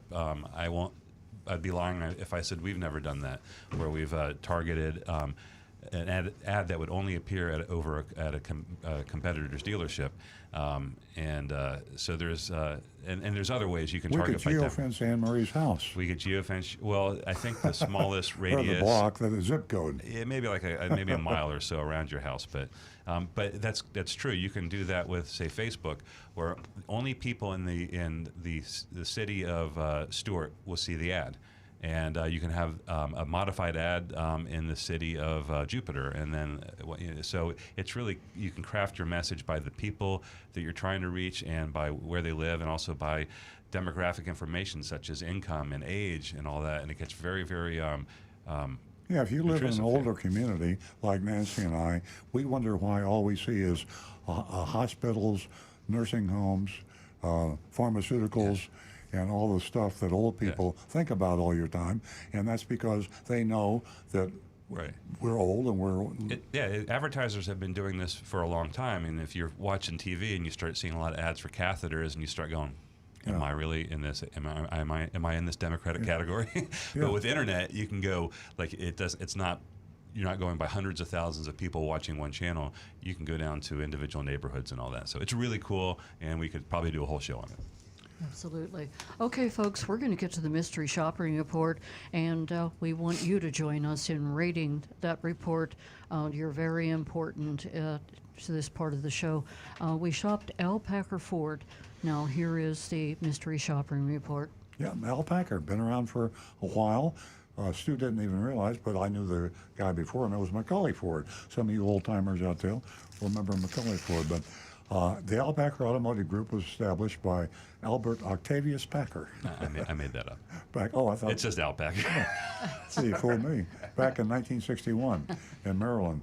Over the years, Al ran a bunch of dealerships, but today this group consists of just 3 locations: Al Packer's White Marsh Ford in Middle River, Maryland, Al Packer Ford in Royal Palm Beach, Florida, and Al Packer Ford in West Palm Beach. Some of the folks that have been around town for a long time remember his original ads was Granny Packer, and they had somebody with a wig, an old lady with a wig, and it was Granny Packer. It was hysterical, really cool advertising. Now it's before you buy Price Packer. Al Packer's son Mark took over after Al died in 1996. Wasn't too long when we last mystery shopped Al Packer Ford, just 6 months ago, back in December 2021. Back then, we were just getting deep into the inventory crisis as we are today. Prices had already skyrocketed, and dealers were asking and getting thousands over MSRP, and of course, not much has changed since. Al Packer Ford, however, surprised us 6 months ago on that last mystery shop. Although their price was technically over MSRP, it was just because of their dealer fee. Using a $500 rebate, Al Packer Ford actually priced their vehicle below MSRP. In today's and last December's retail climate, it was a great deal. Everything is relative. We grade on the curve, remember. A lot can change in 6 months, so we went back. Maybe Al Packer Ford decided that they were squandering profit opportunities by drawing the line at MSRP and then join the rest of the animals with their market adjustments. And frankly, I'm laughing because Stu and I feel the same way. I mean, we're selling our cars at our dealership at MSRP, not a nickel over, just sales tax and license plate. And it bothers us to think that our competition out there is selling, in some cases, more cars than we are, and they're selling for thousands of dollars more on each car.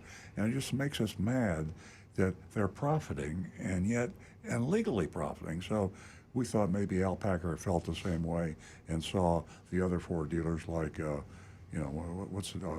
buddy, Wayne Akers Ford or Macaulay Ford. Actually, McKelly's sticking pretty close to MSRP too. Anyway, hopefully they'll stick with it, resist the sweet call of all that easy money, and continue to do the right thing. The only way to know is to go there and find out for ourselves. So we sent in Agent Lightning. And here's the report, as if I were Agent Lightning. I walked into the showroom around lunchtime, observed a group of men gathered around what I assumed to be a sales manager tower. Yes, they actually have towers, in car dealerships. One of them saw me and approached and asked what he could do to help me. I told him I was in the market for a new SUV. He asked if I had any specific models in mind, and I told him that so far, I really like the RAV4. Now listen to this. The salesman interrupted to tell me the RAV4 was a Toyota product, not a Ford product. And I thought to myself as I read the report, Agent Light should have turned around and walked away and got in the car. She should have, if she was a real customer. She had a job to do that. So, biting my lip to contain my irritation, I told him I realized that. I said I was curious to see what Ford had that was comparable to the Toyota RAV4. He replied by saying, probably an Explorer, like he didn't know. I asked if he was sure, and if they had anything smaller, like an Edge or an Escape. He replied they did and suggested we go to his computer and see what they had in inventory. We went inside, talked about what I wanted in the vehicle. I told him I didn't want some base model. I wanted some nice features like power seats. Finally, at this point, I asked his name. It was Justin. I mean, pretty rough around the edges. You would introduce yourself with your name, and you don't tell somebody that's looking for a competitor's model that you don't have one. I mean, you're a salesman. Anyway, I'm passing prejudgment on Justin. We'll see how he does. We spent some time looking at pictures of cars and inventory on his computer before I asked if we could go outside on the lot. I said I was hands-on type person, so we headed outside. We couldn't find any edges or escapes on his computer anyway, so he had two Explorer Timberlines. He also had a 2021 Bronco that was loaded. Outside, we found one of the Explorer. And, that was a used one, by the way. I forgot. Oh, yeah. Oh, okay. And it'd be interesting to compare the prices. Outside, we found one of the Explorers that Justin went over with me. The MSRP was $49,545 MSRP. No addendum was visible. That's always a good sign. Then we took it for a short test drive. Back at his desk, Justin asked for my license and some other information to enter into his computer. He told me that he was going to work very hard during my business, and he'd be back shortly with some numbers for me. Came back with a buyer's order. Second week in a row. I mean, it's so rare. Yeah. It's so rare. The buyer's order is a legal document, and dealers typically guard it with their life. They don't even want you to take a picture of it or give you a copy of it. They want to staple it up. Exactly, like I used to do. The selling price was MSRP, $49,545. There was no market adjustment or dealer installed equipment. Really, really good. But there were a couple of hefty junk fees. $199 for electronic filing fee. That is just a dealer fee. That is just a hidden fee. That is what, when I was interviewed by WPLG, Channel 10, they asked me about, and they asked me what I paid for that service. $10. We pay a company $10, and they do the process, the tag work. And so I'm sure Alpaca Ford probably pays the same thing, but they pass along the cost to you, except it's $200, $199 instead of $10. And they shouldn't even pass along the $10. We don't. And a $699 fee, dealer fee, which is a low fee for South Florida. So basically, with no name though. No name on it, which is absurd. I mean, did they just say fee? No, it says $699 to the left. It says this charge represents costs and profits to the seller dealer for its items such as inspecting, blah blah blah. Strange. So basically, around $900 in dealer profit added to the MSRP, which, by other standards of comparison, is not so shabby. Not so bad. I asked Justin if I could take the buyer's order with me so I could review it at home with my family, and Justin said, sure. I mean, we've had people tackled going out the door. Metaphorical tackles. We actually had a mystery shopper, Scott Cadmus, years ago. It might have been Who was it, Palm Beach Toyota? Palm Beach Toyota. Yeah, he took a buyer's order. He walked into the F&I office, Walked to opened the a F&I drawer. office, took the buyer's order off the desk, and they chased him out He to ran his to his car. car, yeah. Right. This was a very long time ago, Palm Beach Toyota. Scott Cadmus has Anyway, passed away since. Rest in peace. God. I asked Justin if I could take the buyer's order with him, blah, blah. So anyway, that's a real plus there for Al Packer Ford. And I've got a copy of the Monroe Neely book here that was on the car, and I have a copy of the buyer's order, and it was all just as we disclosed in the mystery shopping report. So here we are.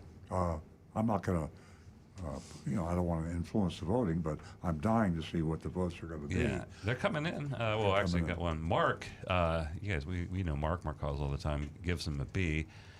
We have another B.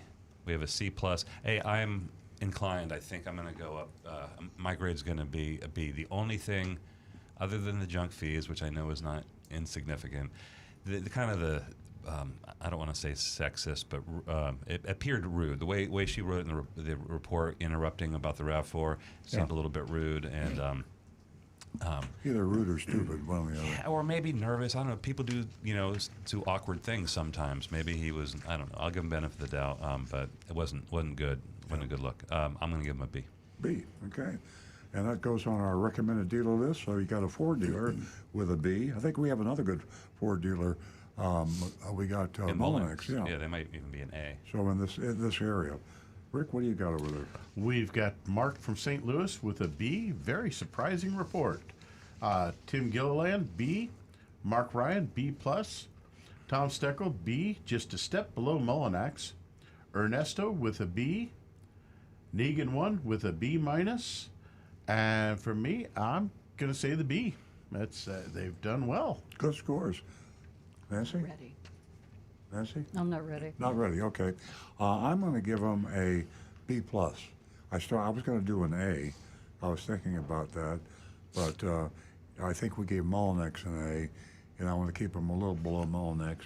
Mullinax is the gold standard, and Al Packer is coming up well. I mean, maybe we shop them again in a few months, and maybe they get up to tie Mullinax. But how nice to have two Ford dealers in Palm Beach County. Who are the other Ford dealers? We've got the Delray. You got Wayne Acres. Wayne Acres, yeah. What are they? Advantage Ford. Yeah. Bev Smith. Bev Smith, yeah. Coons Ford. Yeah, and Fort Pierce, yeah. Okay. Okay. There we are. Are you ready yet for a grade? What's your vote? B plus. B plus? Yeah. Okay. Well, my vote would be a C, and everyone should be treated equal, and no interrupting, disrespectful, and the junk fees. I'm just going to call them junk fees. Give them a C. That's for Al Packer. All right, so it's the official. Well, B plus. Yours is the official, yeah. A B plus, yeah. This is like the Supreme Court. We have dissenting opinions, and then. Yeah, but I'm influenced by all the votes. Yeah. I'm influenced by all the Supreme votes. Court. Now, I like that. we've got a couple of minutes here, so I'm going to go back about the video we showed and about the investigative reporting done by Jeff Weinseer, the investigative reporter for WPLG in Fort Lauderdale. I wish we got that channel in Palm Beach County. It's a great channel, and I will say that it's a courageous channel. I hope they stick to their guns.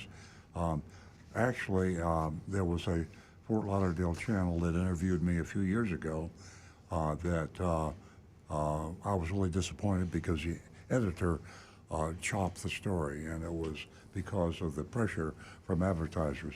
And Channel 10 in Fort Lauderdale stood up to the pressure and ran this. There's two attorneys, and we have a hard time finding attorneys that will handle cases against car dealers. Joshua Fagan, I believe, is he specializes in car dealers. And Jonathan Kane, I believe his motivation in getting into this, his daughter actually got taken advantage of by a car dealer having to do with a lease, buying the lease back. So all you folks out there, I know 1 out of 3 of you are driving a lease car, and if your lease comes up, you need to buy that car, and you need to exercise your option. And now you know that it is illegal to charge anything above that purchase option price. And up until now, every dealer was charging at least their dealer fee. So we're talking an average of over $1,000 tacking on to that car option price that you have. So we're at a watershed moment here, folks. And also try and find out if you can buy it directly from the leasing company. And you can buy it because we know Toyota. Yeah, so we know Southeast Toyota legally Leasing can. will do It's it. up to the company, I guess. Yeah, the law, I wasn't even familiar with law, and Jeff Weinstier's investigation revealed this. I think it was Joshua Fagan, the attorney, that said in Florida, you can sell a car even if you're a company, but you only sell 3 in a year. So, but somehow the leasing companies are able to go around this law, right. And they are actually able to sell you the car. So, because we know Southeast Toyota Leasing does that. So if you're driving a lease car, look at your option price, check the market value. You can do that very easily by shopping around. Used car price are sky high, and see what the market value is. You will probably find that the market value of your used car, your purchase lease car, is thousands of dollars higher than your option price. Now you know you can buy it, and you can only pay what was on the lease contract. The Consumer Leasing Act says that cannot be modified. And if you get screwed, if they try to take advantage of you, you can call Jonathan Kane at 954-523-5123, or you can call Joshua Fagan, F-E-Y-G-E-N, at 954-697-0357, and they're suing, between them, 20 or 30 dealers right now. Now, they're not actually, they're having to go after because they signed the arbitration agreements too, and the arbitration agreement prevents them from suing. Yeah. So they first have to attack the arbitration agreement and penetrate that, and then they sue. So nothing easy about suing a car dealer. That's a whole other topic. We went over those arbitration agreements. Yeah, we're the only deal that we know. We don't do one. We take there is no Sue clause. us. Take us to court. Yeah, we have no. We say please sue us if we're wrong. You have the right to do it. Yeah. All the other car dealers and most businesses, for that matter, have an arbitration clause that you didn't know you signed. It's in the fine print, but you can penetrate that apparently, and that's being done now by Joshua and Jonathan. And Ladies and gentlemen, we hope we have helped you in many ways this morning. I know that your calls have been important to us, and you keep us informed. And Stu, did I step on you? Did you want to say something? No, I did. I have some car trivia that I just learned when I was Googling on the show. Ooh. Did you know that last year Governor DeSantis signed a law making it legal to use your flashers in the rain? As long as you're on a highway with a speed limit of 55 or greater, like I-95, and visibility is low, you're allowed to put your hazards on. That's the law now. Great information. Why would I spread that? Well, no, why would he do that? Why would he do that? Because so many drivers, I think, maybe it came from all the confusion because people do it, and then most of us drive and go, that's illegal, and exactly. But apparently The it's reason it's mob illegal. rule. The reason it's illegal is Confuses because you with brake lights. You think the vehicle is stopped. Oh yeah. And if you think the vehicle is stopped, you're going to slam on your brakes. Yeah. Anyway. Or confuse it with another light, but that's the case. It's raining, so Rick's shaking his head. He doesn't like That's this great. at all. We got 2 minutes left, ladies and gentlemen. If you didn't jot down that website that I sent, that I shared with you this morning about how to know if a Florida car dealer is breaking the law, that you can go to www.floridalawprotectingcarbuyers.com. Take advantage of that. We're here to help you. We share every single Saturday morning, and you can be right back here if you so choose to. Next Saturday morning at 8 a.m. We look forward to talking with you. Have a great weekend.